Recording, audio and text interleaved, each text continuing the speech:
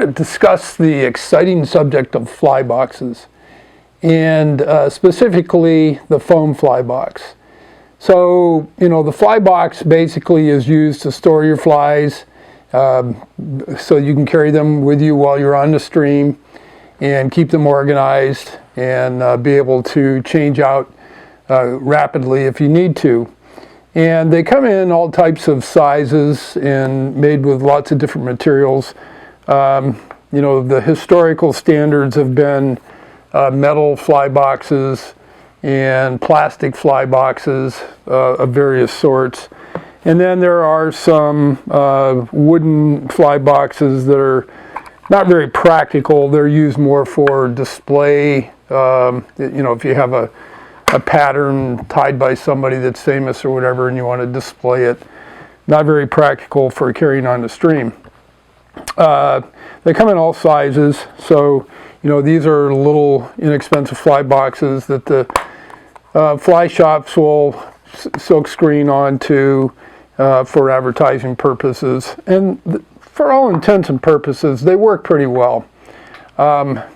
I have a problem with any of these harder boxes that are made out of plastic or metal, and that is that occasionally, if you drop them while you're fishing on a hard surface, such as a boulder or real hard gravel, or in the boat, they explode like a grenade often, especially if they hit on an angle.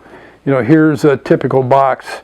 If it hits on an angle like this, the chances of knocking the box open and having your flies go all over are really great. And it's really painful when it happens. Two things. You never get them all back, and it just takes a lot of time to collect them up. And so, it eats into your fishing time. So the box that I want to talk about that I use most of the time for most of my fishing, and there are exceptions, is the foam fly box. And here's a couple of examples by two different factories or suppliers of the box. And there's three really strong benefits to the box.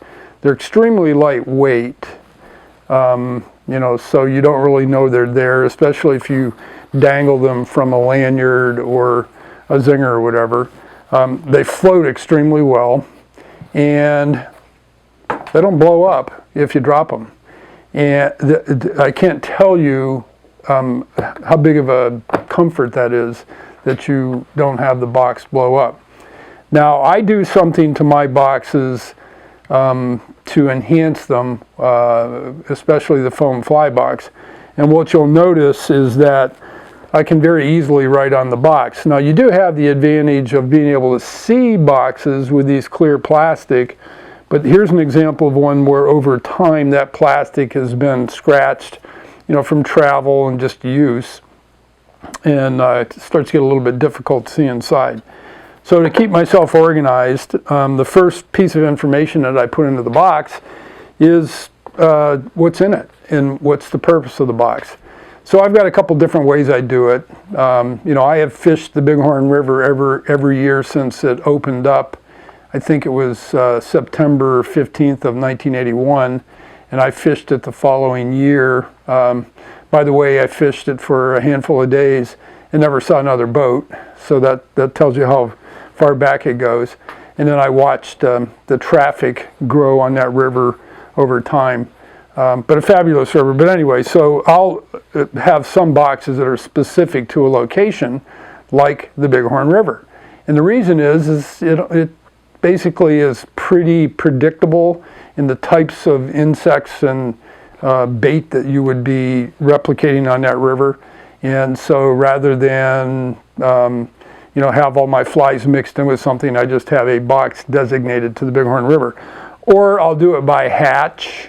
I might have a box that is my hare's ear box, which imitates lots of different insects, or a sulfur box. Here in Pennsylvania, we have some pretty prolific sulfur hatches, especially in the center of the state, near State College, Penn State. And so I'll have a box designated for that. I can reach, grab, and go and know that that box is filled with the right flies for a great day of fishing.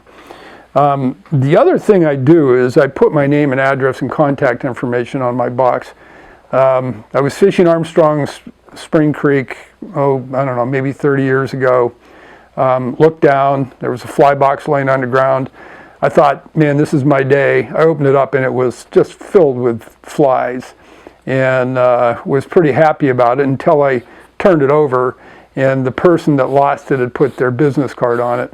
And of course, being a decent person and what I call a fly fisherman, I returned that box to him because it was worth a lot of money and probably had a lot of sentimental value as well. Anyway, so I do that with my boxes, and I've got just examples of some of them I have here that are stored with various different flies in the box. And I'm guessing I might have 50 or 60 of this type of box in various sizes. Now, I do something to my box to kind of upgrade it for my own use. And I often fish with a lanyard, especially if I'm fishing out of a drift boat in really hot weather. But even when I'm Great Lakes steelhead fishing, I don't carry a lot of stuff on my body because, quite frankly, you just don't need a lot of stuff. You need the basics. You need an extra leader, an extra indicator if you're indicator fishing, a box of flies, your weight, and your tippet material. And other than that, you really don't need a whole lot of other equipment with you. And the fly selection that I have for that fishery is mostly egg patterns by size and color. That's a whole nother subject we'll talk about at some other time. And then a couple of streamer patterns that are basically imitating the two major bait sources in Lake Erie, and that's either the gizzard shad or the emerald shiner. And so my box is filled with that for the day, and I go off and fish. But because I'm fishing the lanyard, and I don't want to be digging in and out of my vest or raincoat all day long, I like to tether my box so it's dangling right here in what I call the no tangle zone. When you're fly fishing, your hands are at a distance away from your body, or if you're tying a knot, in order to focus and whatever, you're normally right here, or if you have to bring it up because of glasses, you're here, so it's not in the way. So to do that, it's real simple. I take a coat hanger and a pair of snips, and I snip it here, and I snip it here, and I take this coat hanger, and then I have a source of heat like this candle, and I heat it up either on the stove or with the candle. And I come to a corner, which is indicated down here where this bead is currently in, and I just melt a hole right there through it and pull it out.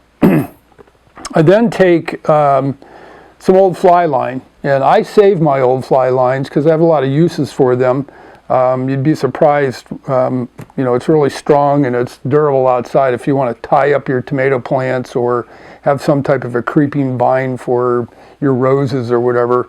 It lasts a long time and works really well. And I have tons of other ideas and things that I use it for. So I'm recycling it. What I do then is I take a piece of the line, a foot to 14 inches, and I tie a perfection loop in the line. And the perfection loop is the same knot that is in your leaders that you buy that have the looped end. And then this is what you would actually use to connect your fly line to your leader, and that's the knot. And I make sure when I tie the knot that it's really, really strong, because I'm going to put $200 or $300 or $400 worth of flies on this to dangle it. And I take a trout bead and I feed it on the line as such, and so that bead will be on the outside of the box. I then insert the line through the box so that I can have it on the inside. And then what I do is I take and put another trout bead inside of it and feed it on the inside of the box. And then from there, I take and it's inside, one bead on this side, one on the outside, one bead on the inside, and I tie an overhand knot into it and pull it up as close to that bead as I possibly can. And all I'm doing is building a stop, and then I put another knot over the top of that just to make sure that the knot is big enough. And then I take a trusty pair of scissors and I trim it. So when I trim it and then I pull it tight, what I end up with is something that looks like this. And then that hangs on my lanyard or on my zinger. And again, I never worry about it blowing up because it's a great box. It floats, it's very durable, and that's what I do.